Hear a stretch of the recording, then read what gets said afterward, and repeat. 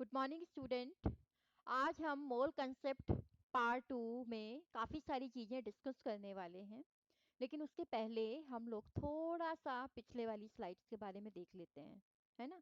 पिछले वाला जो हमारा सेशन था उसमें हमने डिस्कस किया था मैटर के बारे में, फिर एटम्स क्या होते हैं, मॉलिक्यूल्स क्या होते हैं, और एटम और मॉलिक्यूल्स का जो मास होता है उसको मेजर करने के लिए कौन सी यूनिट यूज की जाती है। कौन सी यूनिट यूज की जाती है? एटॉमिक मास यूनिट, है ना। और एएमयू और ग्राम के बीच में क्या रिलेशन होता है, ये सारी चीजें हमने पिछले वाले सेशन में डिस्कस करी थी। ये शायद आप चाहें तो पिछले वाला जो वीडियो है उसको देख सकते हैं और इन सब चीजों को क्लियर कर सकते हैं। ठीक है, आज हम ये देखेंगे कि एटॉमिक मास क्या होता है, मॉलिक्यूलर मास क्या होता है, ग्राम एटॉमिक मास क्या होता है, ग्राम मॉलिक्यूलर मास क्या होता है, और फिर मोल क्या होता है। ठीक है ना। अच्छा, तो हम सबसे पहले डिस्कस करने जा रहे हैं कि एटॉमिक मास क्या होता है। What is the atomic mass? ठीक है। अच्छा, अभी तक हमने ये पढ़ा है कि मैटर की जो सबसे फंडामेंटल यूनिट है ना, जो कि किसी भी केमिकल रिएक्शन में पार्टिसिपेट करती है, वो होता है उसका एटम। तो इसका मतलब ये कि एटम एक फिजिकल एंटिटी है। तो जब एटम एक फिजिकल एंटिटी है तो उसका कुछ मास भी होगा, है ना। तो एटम का जो मास होता है उसे हम कहते हैं एटॉमिक मास। हम क्या बोलते हैं उसको? Atomic mass. लेकिन साइंस के टर्म में ये डेफिनेशन सही नहीं है ना। एक्चुअली में एटॉमिक मास क्या होता है? एटॉमिक मास को बोला जाता है कि किसी भी एलिमेंट का जो एटॉमिक मास है वो उसका वो मास होता है, ठीक है, वो रिलेटिव मास होता है in compare to mass of one atom of carbon 12। ठीक है, रिलेटिव मास। या आप इसको ऐसे समझिए कि एटॉमिक मास को हम कैसे डिफाइन करते हैं। सपोज करिए ऑक्सीजन है, ऑक्सीजन एलिमेंट के वन एटम का मास जो है वो उसका एटॉमिक मास होगा, और उसको हम कैसे डिफाइन करेंगे, किस तरह से डिफाइन करेंगे? हम क्या कहते हैं, हम ये देखते हैं कि ये जो ऑक्सीजन एटम का जो वन एटम है ये कार्बन 12 के वन एटम के मास का वन एटम के मास के 1/12 पार्ट से कितना हैवी है, how much heavier than 1/12 of mass of one atom of carbon 12। ठीक है ना। कि ऑक्सीजन का जैसे मान लीजिए इसको आप ऐसे देखो कि जनरल लाइफ में हम क्या करते हैं, अगर हमें चीजें वे करनी होती हैं तो हमने एक स्टैंडर्ड माना हुआ है, सपोज करो किलोग्राम माना हुआ है ना। तो हम ये कंपेयर करते हैं कि हमारी कोई भी चीज जो है वो उस स्टैंडर्ड से कितना भारी या कितनी हल्की है। ठीक है ना। है, तो उसी तरह से अगर किसी भी एलिमेंट का हमें एटॉमिक मास निकालना है तो हम ये कहते हैं कि उस एलिमेंट का जो एक एटम है वो कार्बन 12 के एक एटम के मास के 1/12 पार्ट से कितना हैवी है ना, या लाइट है। ठीक है ना। अच्छा, हमें ये भी पता है कि ये जो वैल्यू है कार्बन 12 के वन एटम के मास को अगर हम 1/12 कर दें तो ये किसके बराबर आती है? 1 AMU के बराबर, है ना। अच्छा, तो अगर ऑक्सीजन का अगर हम वन एटम ले रहे हैं तो ऑक्सीजन एलिमेंट का जो वन एटम है ये जो है 16 टाइम हैवियर होता है। It is 16 time heavier than the mass of one atom mass of 1/12 part of carbon 12 element. ठीक है, यानी कि अगर हम ऑक्सीजन एटम ले रहे हैं तो ऑक्सीजन एटम जो है वो कार्बन 12 के वन एटम के मास के 1/12 पार्ट से 16 टाइम हैवियर होता है। तो इसलिए इसका मास कितना होता है? 16 AMU। ठीक है, इसी तरह से अगर हम नाइट्रोजन ले लें, अगर हम नाइट्रोजन एलिमेंट ले लेते हैं तो नाइट्रोजन एलिमेंट का जो वन एटम होता है वो 14 टाइम हैवियर होता है। 14 टाइम हैवियर होता है किससे? कार्बन 12 आइसोटोप के वन एटम के मास के 1/12 पार्ट से 14 टाइम हैवियर होता है। इसलिए नाइट्रोजन का जो एटॉमिक मास है वो कितना लिया जाता है? 14 AMU। ठीक है ना? तो अब आपको समझ में आ गया कि एटॉमिक मास क्या है ना? अच्छा, इसी तरह से होता है आपका मॉलिक्यूलर मास, क्योंकि हमें पता है कि मॉलिक्यूल क्या होता है। Molecule is the smallest particle of any element जो कि नेचर में फ्रीली एग्जिस्ट करता है, इसलिए मॉलिक्यूलर मास हमारे लिए इंपॉर्टेंट हो जाता है। ठीक है, मॉलिक्यूलर मास क्या है? मॉलिक्यूलर मास जो है वो किसी मॉलिक्यूल का मास है। और मॉलिक्यूल क्या होते हैं? जब एटम आपस में केमिकली बॉन्ड हो जाते हैं तो वो मॉलिक्यूल बनाते हैं। और मॉलिक्यूल ही वो सबसे छोटा पार्टिकल होता है किसी भी मैटर का जो कि नेचर में फ्रीली एग्जिस्ट कर सकता है। ठीक है ना? तो मॉलिक्यूलर मास को भी हम इसी तरह से डिफाइन कर सकते हैं कि मॉलिक्यूलर मास क्या होता है। What is the molecular mass? Molecular mass जो है किसी भी एलिमेंट का जो मॉलिक्यूलर मास है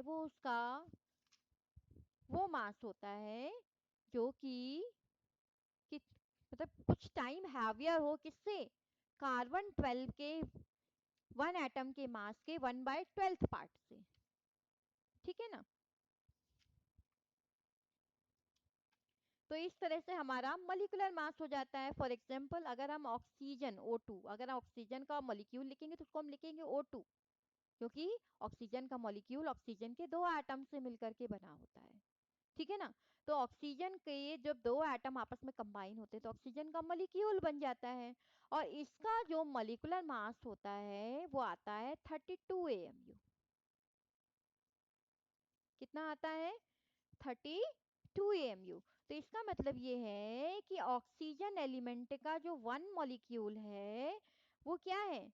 वो कार्बन 12 आइसोटोप के वन एटम के 1/12 मास से कितना टाइम हैवियर है? 32 AMU हैवियर, 32 टाइम हैवियर है। ठीक है, इसीलिए इसका मॉलिक्यूलर मास कितना है? 32 AMU। ठीक है, या हम कह सकते हैं कि molecular mass of a substance represent the number of times the molecule of that substance is heavier than 1/12 of the mass of an atom of carbon 12 isotope। ठीक है, तो इसी तरह से जैसे एटॉमिक मास था उसी तरह से मॉलिक्यूलर मास हो जाता है। तो इसका मतलब ये कि हम इन दोनों चीजों को एक स्टैंडर्ड के साथ कंपेयर करके निकालते हैं, है ना, एक स्टैंडर्ड यूनिट के साथ। और वो स्टैंडर्ड यूनिट क्या है हमारे लिए? AMU। ठीक है ना? अच्छा भाई, चलिए, अब अगर हमें एटॉमिक मास पता चल गया तो ये ग्राम एटॉमिक मास क्या होता है? What is the gram atomic mass?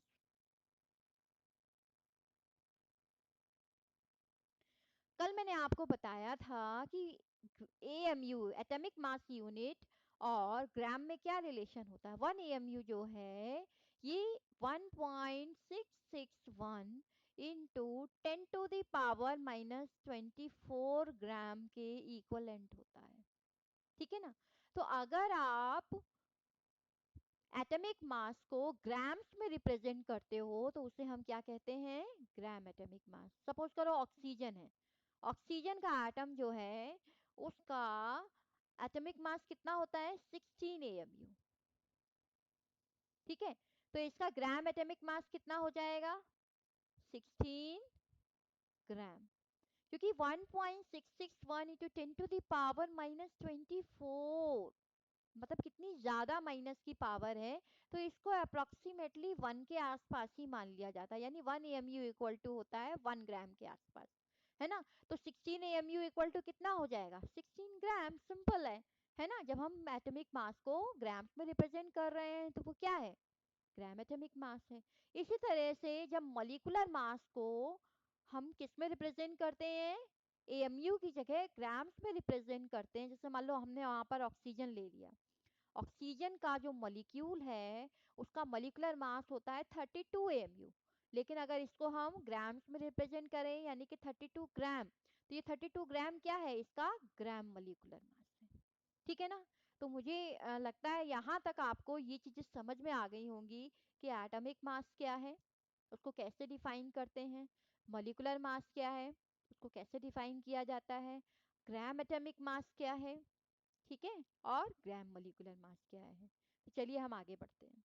अब हम डिस्कस करने वाले हैं मोल के बारे में कि ये मोल क्या चीज होती है। ठीक है, देखिए बेटा, जब हम मार्केट में जाते हैं तो चीजों को या तो हम वेट के टर्म्स में खरीदते हैं या हम नंबर्स के टर्म में खरीदते हैं। ठीक है, सपोज करो कि हमने ये कहा कि हमें 2 kg एप्पल दे दीजिए, है ना। यहाँ पे केजी, यहाँ पे हम क्या स्टैंडर्ड यूज कर रहे हैं, किलोग्राम। ठीक है, या हमने ये बोला कि हमें 2 डजन 2 डजन एप्पल दे दीजिए,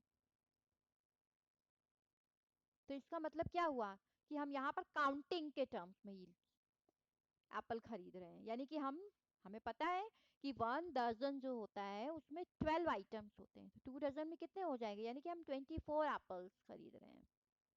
ठीक है, और यहाँ पर हम क्या कर रहे हैं, वेट के टर्म में एप्पल खरीद रहे हैं। ठीक है ना, तो इसका मतलब ये कि ये जो डजन डजन है, ये एक काउंटिंग यूनिट है ना, एक नंबर यूनिट है। इसमें हम जो हमारी आइटम्स होते हैं उनको हम काउंट करके खरीदते हैं। ठीक है ना, और इसी तरह से किलोग्राम जो है ये वेट की यूनिट है ना, यहाँ पर हम वेट लेकर के चीजों को खरीदते हैं। ठीक है, तो ये दर्जन जो है, दर्जन की तरह और भी यूनिट्स होती हैं, जैसे कि स्कोर। स्कोर का मतलब होता है 20 आइटम्स। ठीक है, अगर वन वन स्कोर है इसका मतलब 20 आइटम्स। ठीक है ना, या आप ले सकते हो ग्रॉस। ग्रॉस का मतलब ये होता है कि 144 आइटम्स। ठीक है, डजन जो कि हमने अभी डिस्कस किया, इसका मतलब 12 आइटम्स। तो ये सब क्या है, ये सब काउंटिंग की यूनिट्स हैं। काउंटिंग, काउंटिंग यानी कि नंबर्स। ठीक है ना। अच्छा, वेट के बारे में तो अभी हमने पढ़ ही लिया, आपको मैंने बता दिया। वेट में हम क्या करते हैं, जो हमारे सब एटॉमिक पार्टिकल्स होते हैं, जैसे कि आपका एटम है, मॉलिक्यूल्स है, इलेक्ट्रॉन, प्रोटॉन, न्यूट्रॉन, आयंस, ये सब बहुत छोटे होते हैं, माइक्रोस्कोपिक पार्टिकल्स होते हैं। तो जो हमारी ट्रेडिशनल वेट की यूनिट्स हैं उनको हम माइक्रोस्कोपिक पार्टिकल्स पे नहीं लगा सकते, क्योंकि उससे क्या होगा, आगे हमें कॉम्प्लिकेशंस आएंगे, कैलकुलेशन में कॉम्प्लिकेशन आएगा, आगे फर्दर एनालिसिस में कॉम्प्लिकेशन आएंगे। तो हमने उसके लिए एक यूनिट डिफाइन करी थी, एएमयू, है ना। अब इसी तरह से अगर हमें काउंटिंग में सब एटॉमिक पार्टिकल्स को आइडेंटिफाई करना है, तो ये जो आपकी ट्रेडिशनल यूनिट्स हैं, स्कोर, ग्रॉस, डजन, ये सब नहीं लगेंगी, है ना। अब जैसे मान लो सपोज कि अगर हम ये चाहें कि जैसे आपका वीट वीट है या राइस है, जिनके पार्टिकल क्या होते हैं, बहुत छोटे होते हैं। ठीक है ना, बहुत छोटे हैं। अब अगर मैं आपसे ये कह रही हूँ कि हमें 400 डजन वीट दे दो, तो 400 वीट का मतलब क्या हुआ, 400 मल्टीप्लाइड बाय 12, यानी कि 4800 वीट पार्टिकल हमें चाहिए। ठीक है ना, और वीट का जो पार्टिकल होता है ये बहुत स्मॉल है, वेरी स्मॉल। तो क्या पॉसिबल, मतलब ठीक है, पॉसिबल है, हम उसको काउंट कर सकते हैं, लेकिन इट्स वेरी मतलब बहुत ही मतलब कॉम्प्लिकेटेड सा प्रोसेस है, बहुत ही टायर्ड कर देने वाला प्रोसेस है ना। बहुत ही छोटे पार्टिकल्स को अगर हमें डजन में काउंट करके खरीदना है तो वो मतलब इट्स नॉट प्रैक्टिकल, प्रैक्टिकल नहीं है ये, है ना। तो इसलिए केमिस्ट्री में क्या करते हैं कि इस तरह की प्रॉब्लम्स को हैंडल करने के लिए अगर हमें बहुत ही large amount of chemical substance जो है काउंट करना है, तो केमिस्ट्री में एक नया वर्ड यूनिट किया, एक नई काउंटिंग यूनिट आपकी ऐड करी गई, जिसको हम कहते हैं मोल। क्या बोलते हैं, मोल। ठीक है ना, क्योंकि ये एक बहुत ही बिगर यूनिट है और इसको हम बोलते हैं मोल।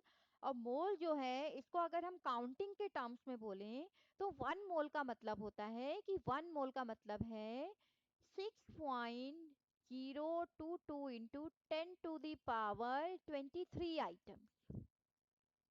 ठीक है, जैसे यहाँ पे क्या था, 1 स्कोर का मतलब क्या था, 1 स्कोर का मतलब था 20 आइटम्स, 1 ग्रॉस का मतलब था 144 आइटम्स, डजन का मतलब था 12 आइटम। तो इसी तरह से 1 मोल का मतलब होता है 6.022 इंटू 10⁻23 आइटम। ठीक है ना। अब ये आइटम्स किसी भी तरह के हो सकते हैं, छोटे पार्टिकल्स होते हैं जनरली, ये एटम्स भी हो सकते हैं, ये आपके मॉलिक्यूल्स भी हो सकते हैं, ये आपके आयंस भी हो सकते हैं। ठीक है ना, ये इलेक्ट्रॉन हो सकते हैं, प्रोटॉन हो सकते हैं, न्यूट्रॉन हो सकते हैं, कुछ भी हो सकते हैं, सब एटॉमिक पार्टिकल्स। ठीक है ना। और सपोज करो मैंने आपसे कहा कि 2 मोल इलेक्ट्रॉन, तो व्हाट आई मीन टू से, क्या मतलब है मेरा कहने का, कितने इलेक्ट्रॉन, 2 इंटू 6.022 इंटू 10⁻23 इलेक्ट्रॉन। ठीक है ना। तो इसका मतलब ये है कि अभी तक आपको ये तो समझ में आ ही गया होगा कि मोल क्यों आया, है ना। केमिस्ट्री में मोल मोल क्यों एप्लीकेबल किया जाता है, क्योंकि केमिस्ट्री में हम जिन पार्टिकल्स के साथ डील करते हैं वो सब एटॉमिक पार्टिकल्स होते हैं, atoms, molecules, electron, proton, neutron, जिनके लिए ये यूनिट्स यूज नहीं की जा सकती हैं। ठीक है ना। तो हम यहाँ पर क्या करते हैं, हमने एक नया टर्म इंट्रोड्यूस किया केमिकल सब्सटेंसेस को मेजर आउट करने के लिए। उस नए टर्म का नाम क्या होता है, मोल, है ना। अच्छा, और मोल को जब हम काउंटिंग के टर्म्स में डिफाइन करते हैं तो हम ये बोलते हैं कि 1 मोल जो है it is just equal to 6.022 into 10⁻23 items, any kind of items, atoms, molecules, ions, electron, proton और न्यूट्रॉन। ठीक है ना। चलिए अब हम अगली स्लाइड में चलते हैं। चलिए बेटा अब हम मोल को थोड़ा और डिटेल में डिस्कस करते हैं। जनरली मोल जो होता है इसको हम 3 तरह से डिफाइन करते हैं। ठीक है, एक होता है आपका in terms of number,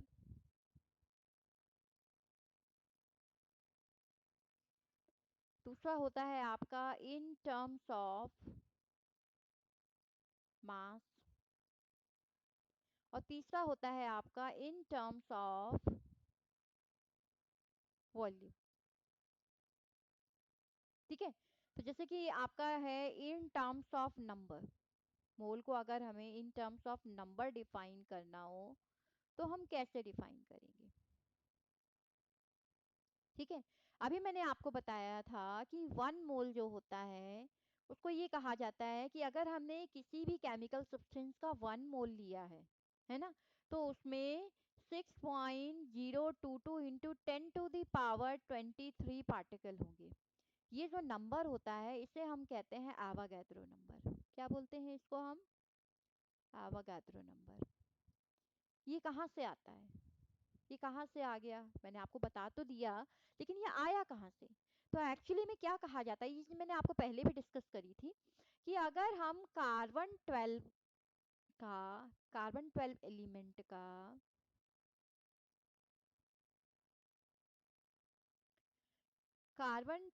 element का अगर हम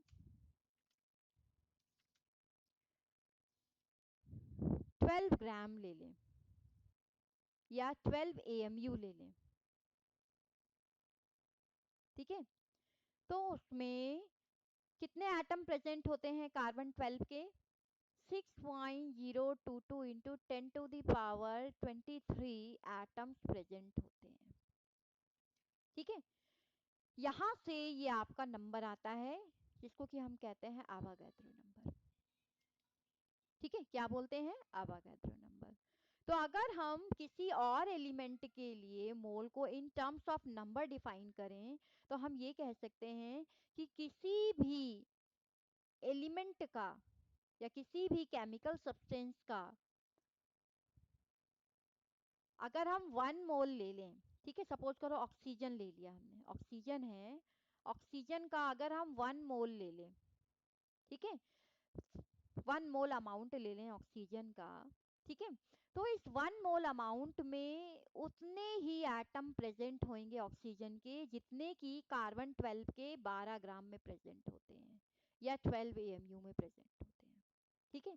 ऑक्सीजन एलिमेंट का 1 मोल वो अमाउंट है, ठीक है, 1 मोल अमाउंट वो अमाउंट है जिसमें ऑक्सीजन एलिमेंट के उतने ही एटम प्रेजेंट होते हैं जितने कि कार्बन 12 के 12 ग्राम या 12 AMU में प्रेजेंट होते हैं। और ये कितने एटम होते हैं? 6.022 इंटू 10⁻23। इसका मतलब ये है कि अगर हम ऑक्सीजन एलिमेंट का 1 मोल ले रहे हैं तो इसमें कितने एटम्स होंगे ऑक्सीजन एलिमेंट के? 6.022 इंटू 10⁻23 एटम्स प्रेजेंट होंगे। ठीक है। तो ये होता है मोल आपका इन टर्म्स ऑफ नंबर। ठीक है। अब अगर हम नाइट्रोजन लें तो नाइट्रोजन का जो 1 मोल है उसको हम कैसे डिफाइन करेंगे? नाइट्रोजन एलिमेंट का 1 मोल उस नाइट्रोजन एलिमेंट का वो अमाउंट होता है जिसमें कि उतने ही एटम प्रेजेंट होते हैं जितने कि कार्बन 12 के 12 ग्राम में प्रेजेंट होते हैं। ठीक है ना। या हम दूसरी तरह से कह लें कि नाइट्रोजन एलिमेंट का अगर हम 1 मोल ले लें तो उसमें कितने एटम हो गए नाइट्रोजन एलिमेंट के? 6.022 इंटू 10⁻23 एटम। ठीक है। तो ये होता है मोल इन टर्म्स ऑफ नंबर। चलिए अब हम अगली स्लाइड पे चलते हैं। तो बेटा मैंने अभी आपको बताया है कि मोल जो है वो इन टर्म्स ऑफ नंबर क्या होता है। ठीक है। अब अगर हम मोल को in terms of mass define करना चाहें तो क्या होगा? ठीक है।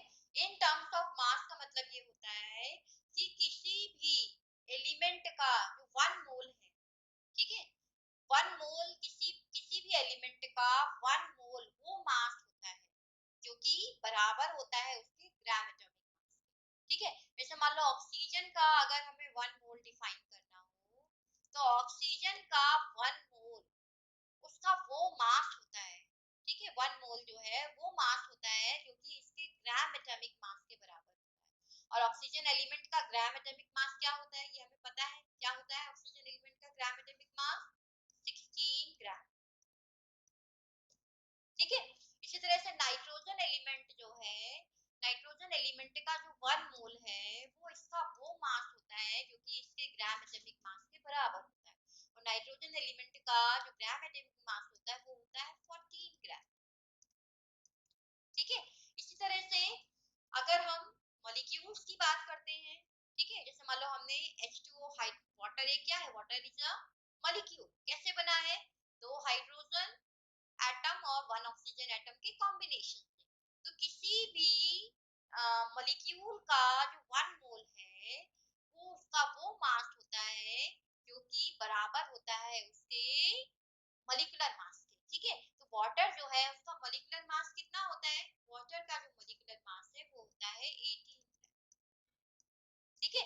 तो वाटर का जो 1 मोल है ये वो इन टर्म्स ऑफ मास किसके बराबर होता है? इसके ग्राम मॉलिक्यूलर मास के बराबर होता है। ठीक है ना। तो ये तो था आपका एटम के लिए। और ये है आपका मॉलिक्यूल। एक एग्जांपल और ले लेते हैं, अमोनिया।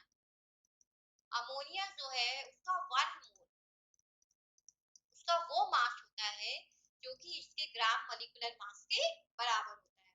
और अमोनिया का जो ग्राम मॉलिक्यूलर मास है वो कितना होता है? 17। ठीक है। तो ये हो गया मॉलिक्यूल के। ठीक है। अच्छा, अब अगर हमें मोल को डिफाइन करना है वॉल्यूम के term, mole in terms of volume, तो क्या मतलब होता है? देखिए, बहुत सारे एलिमेंट ऐसे होते हैं जो कि गैसियस फॉर्म में एग्जिस्ट करते हैं। ठीक है। गैसियस स्टेट में पाए जाते हैं। फॉर एग्जांपल जैसे कि आपका हाइड्रोजन, ऑक्सीजन, नाइट्रोजन, क्लोरीन, ये सब क्या है? गैसें हैं, है ना।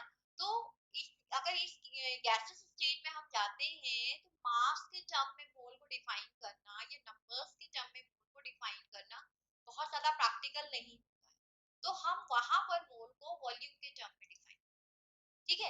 और ये कहा जाता है कि अगर आप एसटीपी, एसटीपी क्या होता है, एसटीपी का मतलब होता है स्टैंडर्ड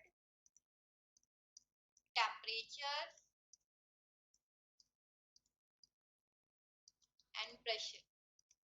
अगर आप स्टैंडर्ड टेम्परेचर और प्रेशर की कंडीशन में, वो कंडीशन क्या होती है, स्टैंडर्ड टेम्परेचर जो है वो आपका होता है 0 डिग्री सेंटीग्रेड या 273 केल्विन, और प्रेशर जो होता है वो होता है 1 atmosphere। अगर आप एसटीपी की कंडीशन पे किसी भी गैस का 1 मोल लेते हैं,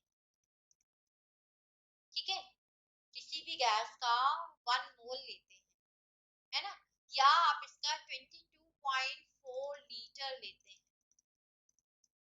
तो इसमें नंबर ऑफ पार्टिकल्स कितने होते हैं, 6.022 into 10 to the power 23 particles, ठीक है। अब सपोज करो कि हम ये कहते हैं कि हमने ऑक्सीजन गैस का एसटीपी पर, एसटीपी पर ऑक्सीजन गैस का हमने 44.8 लीटर ले लिया, ठीक है। तो इसमें नंबर ऑफ मॉलिक्यूल्स कितने होंगे, ऑक्सीजन के कितने मॉलिक्यूल होंगे। अब हमें पता है कि अगर हम ऑक्सीजन गैस का 22.4 लीटर लें एसटीपी पर, तो उसमें नंबर ऑफ मॉलिक्यूल्स कितने होंगे, 6.022 into 10 to the power 23 molecule oxygen, ठीक है। तो अगर हम 44.8 ले रहे हैं एसटीपी पर, यानी उसका जस्ट डबल अमाउंट, तो उसमें कितने पार्टिकल हो जाएंगे, 2 into 6.022 into 10 to the power 23 O2 mole, या हम कह सकते हैं 2 mole oxygen atom, 2 mole oxygen molecule के अंदर प्रेजेंट, ठीक है ना। तो आई होप कि इस वाले सेशन में आपको ये सारी चीजें समझ में आ गई होंगी। हम फिर से एक बार कीवर्ड्स ले लेते हैं। एटॉमिक मास आपको समझ में आ गया होगा, मॉलिक्यूलर मास समझ में आ गया होगा, gram atomic mass, gram molecular mass, फिर इसके बाद मोल, मोल, मोल की क्या जरूरत है केमिस्ट्री में, ठीक है ना, मोल कहाँ से आया, मोल को कैसे डिफाइन करते हैं in terms of number, in terms of mass और इन टर्म्स ऑफ वॉल्यूम, ठीक है। तो ये सारी चीजें आई होप कि आपको इस सेशन में समझ में आ गई। अब इसके अगला वाला जो सेशन है उसमें हम ये डिस्कस करेंगे कि प्रैक्टिकली जो आपकी न्यूमेरिकल एनालिसिस होती है, ठीक है, जो हम कैलकुलेशंस करते हैं, वहां पर हम मोल कंसेप्ट को कैसे, ठीक है, वहां पे हम कुछ एग्जांपल डिस्कस करेंगे जो कि बोर्ड एग्जाम में आ चुके हैं या कॉम्पिटिटिव एग्जाम में आ चुके हैं इस चैप्टर, ठीक है। अच्छा, अगर आपको मेरा वीडियो समझ में आया हो तो हमारा चैनल जरूर सब्सक्राइब करिएगा, और अगर आपको इससे रिलेटेड कोई भी प्रॉब्लम है इस टॉपिक में, तो आप मेरी ईमेल आईडी, जो कि ये है nimmo1276@gmail.com, इस ईमेल आईडी पे आप अपनी क्वेश्चंस या प्रॉब्लम मुझे लिख सकते हैं, या चैनल के नीचे जो कमेंट बॉक्स दिए हुए हैं वहां पर भी आप अपनी प्रॉब्लम लिख करके मुझसे पूछ सकते हैं, ठीक है। थैंक यू, आप लोगों ने ये वीडियो वॉच